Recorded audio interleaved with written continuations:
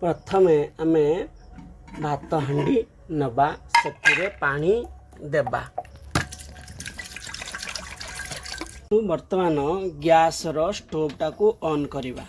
भात बसेबा प्रथमे सबुदिन भली आज मध्य आमे भात बसेबा। वर्तमान हांडी रे पानी पड़े देले एबे आसंतु चाउल धोइबा। 2 डबा चाउल नबा। माप देखंतु एमती अछि 2 डबा आमे चाउल नबा। 1 2 चलंतु आकु पानी देई धोई दबा। देखंतु पानी गरम हो जाइछि। आमे एबे चाउल को हांडी रे पानी दबा। तो आइतवा चाउल को आमे हांडी रे पानी दबा।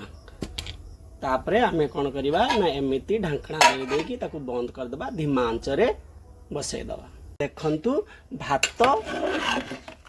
प्राय तो हे गलानी। आउ 3 रु 4 मिनिट पर भात हे जिवो। देखंतु भात हे गला।